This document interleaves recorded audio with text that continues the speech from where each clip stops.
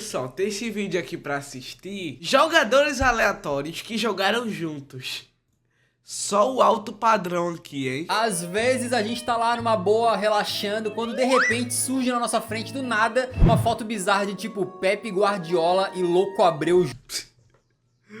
Pepe Guardiola e Louco Abreu Juntos. Aí tu descobre, pô, esses caras jogaram no mesmo time, ao mesmo tempo. zoando. E aí tu fica se perguntando, pô, que outras combinações de jogadores que parece que não fazem sentido juntos, né? Que já aconteceram na história. Então hoje a gente vai falar desse caso e de outros aí meio bizarros, beleza? Começando justamente com o Louco Abreu e Guardiola. Todo mundo sabe que o atacante uruguaio já jogou em praticamente todos os times do planeta Terra, né? Ostentando até um recorde do Guinness Book como jogador que já atuou pelo maior número de clubes diferentes em sua carreira. Que ele mesmo depois quebrou, o cara já atuou por... Cara, foi um dia desses para no Atlético. O Atlético que atualmente tá na Série C, meu irmão.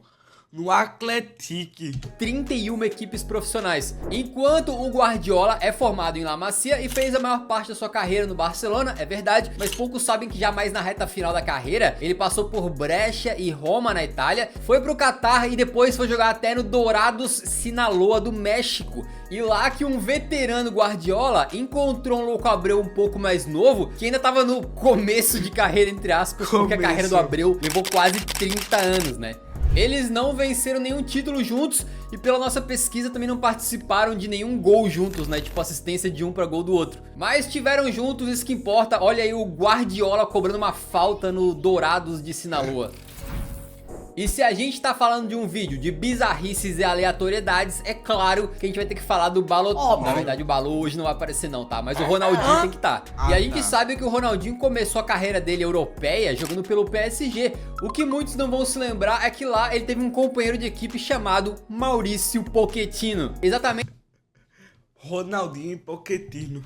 O hoje técnico que já até comandou o próprio PSG também jogou com o Bruxo lá em Paris por mais de 60 partidas. E mesmo o nosso querido Pão Quentinho sendo zagueiro, teve combinação de gol, tá? Ronaldinho cruzou no escanteio e o Pochettino trau, meteu de cabeça ali e saiu comemorando, né? E uma coisa legal disso tudo é que o Pochettino já foi perguntado sobre essa época, né? E falou com muito carinho dessa passagem do Ronaldinho por lá. Comentou de um jogo inacreditável que o Ronaldinho destruiu o Olympique de Marselha. É aquela coisa, né? Se assistir o Ronaldinho já era uma coisa mágica, imagina estar em campo ali junto com ele. O Maurício Pochettino viu tudo muito de perto. E por falar em craque brasileiro, a gente vai falar agora de uma dupla onde cada um tem a sua marca e meio que jogaram em opostos do mundo até se encontrar. Ricardo Quaresma e Wagner Love. Né? O Ricardo Quaresma, português rei da trivela, e o Wagner Love, o artilheiro do amor.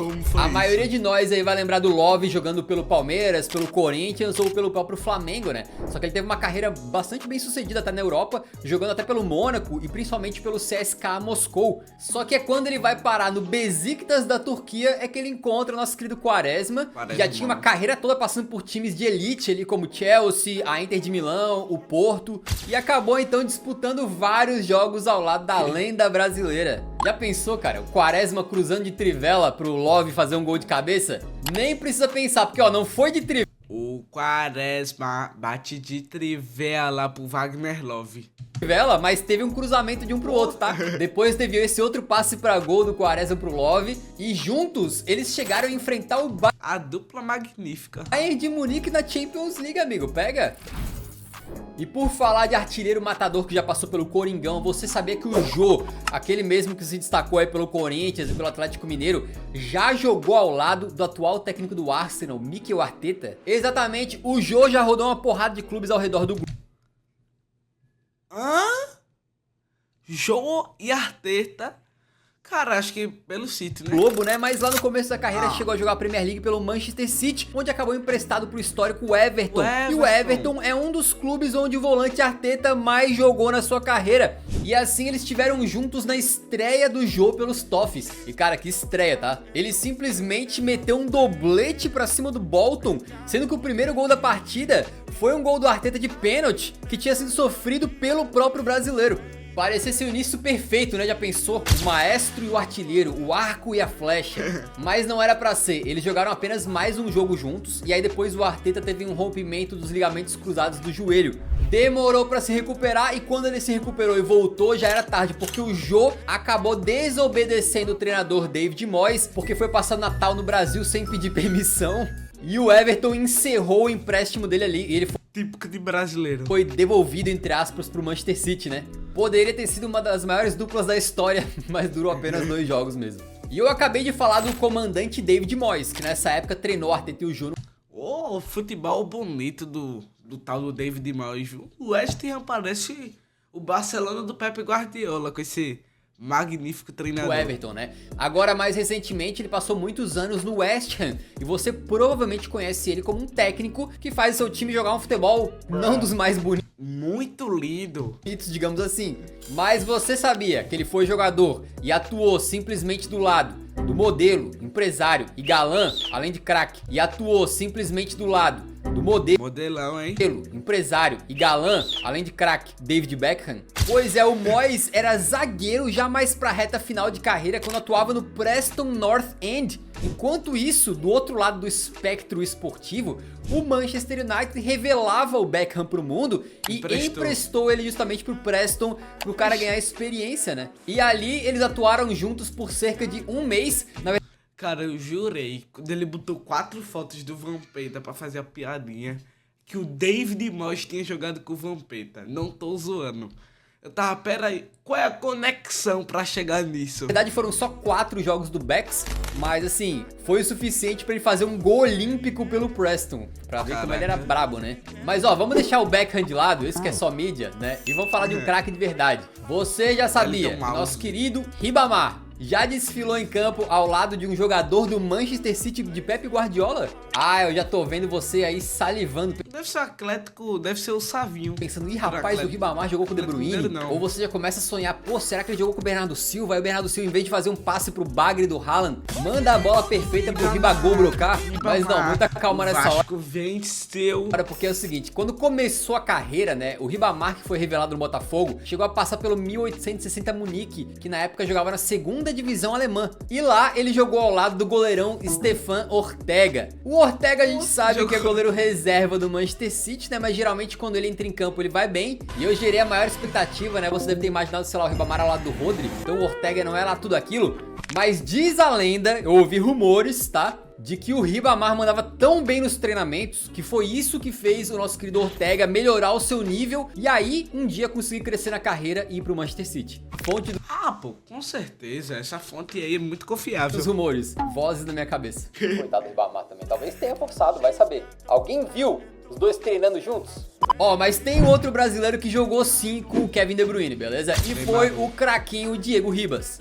Depois de sair do Brasil como menino da Com certeza foi pelo Wolves. Vila, e antes de voltar pra jogar no Flamengo, o Diego passou um período no Wolfsburg e lá ele se deparou com o De Bruyne no recomeço de carreira. E a gente diz recomeço porque ele foi pro Chelsea, não teve chance nenhuma pelo Chelsea. chances e acabou saindo pro Wolfsburg em 2014. Pô, mas é engraçado, né? O Chelsea deixou passar Kevin De Bruyne, Salah.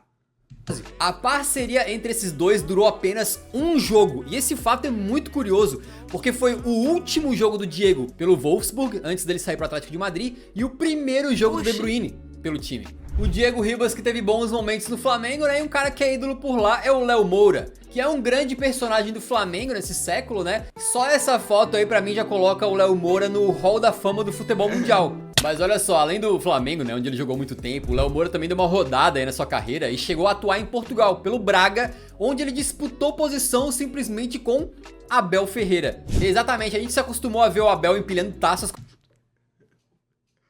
O cara jogou com o Abel Ferreira como técnico do Palmeiras e muitos mal sabem do seu período de jogador, né? Mas ele foi lateral direito em vários clubes de Portugal, incluindo, claro, o Braga. Os dois jogaram juntos durante uma temporada lá em 2005 e disputavam a mesma posição. Mas vou te falar que pra encontrar uma imagem dos dois ali ao mesmo tempo não tá fácil. O Léo Moura até já deu uma entrevista falando um pouquinho sobre como é que era a personalidade do Abel, né? dizendo que ele era um cara muito dedicado e competitivo. E até hoje a gente se pergunta se naquela época o Abel já era tão pilhado como a gente vê hoje na beira do campo, né? Imagina o Léo Moura titular ali e o Abel Ferreira já do lado do campo, pé da vida no banco de reservas, já preparando um pentagrama ali. Bota medo em qualquer um, cara, que isso. O que não coloca medo porque é muito fácil é deixar o like no vídeo que ajuda muito. Pelo amor de Deus, se isso deixar medo em alguma pessoa, se retire imediatamente desse vídeo, eu tô zoando. Aproveita e deixa o like e se inscreve no canal do Eurofute. Vídeo perfeito, sensacional, edição linda e também no nosso.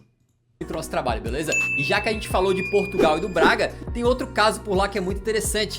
Isso porque quem acompanha o Eurofute conhece a história do Fred Adu, um jogador dos Estados Unidos aí que já foi até considerado Pelé americano. Como Pelé americano, mas que não conseguiu corresponder às expectativas depois de um início fulminante de carreira, degringolou completamente. Mas é fato consumado que Pô, ele estreou muito cedo, acho que foi com 15 anos ou foi 14. Assisti um vídeo do Eurofute que falava sobre isso. ele chamou muita atenção no começo dos anos 2000 e foi parar no Benfica. Em terras lusitanas, ele jogou com outra promessa das águias na época, o Ángel Di Maria. Juntos, eles só atuaram algumas partidas na temporada 2007-2008, incluindo em jogos de Champions League, mas pouquíssimos minutos, já que ambos ainda eram jovens e reservas, né? Inclusive, o Fred Adu falou um pouquinho sobre a carreira dele ter ido pro buraco, né? E disse que uma das piores decisões que ele tomou na vida foi justamente naquela época, porque ele disse que jogou melhor que o Di Maria no começo, só que aí apareceu uma proposta pra ele ir pro Mônaco e ele foi. No Mônaco nada deu certo, enquanto o Di Maria permaneceu no Benfica, se destacou, rapidamente virou titular. E aí acabou saindo pro Real Madrid e o resto é história, né?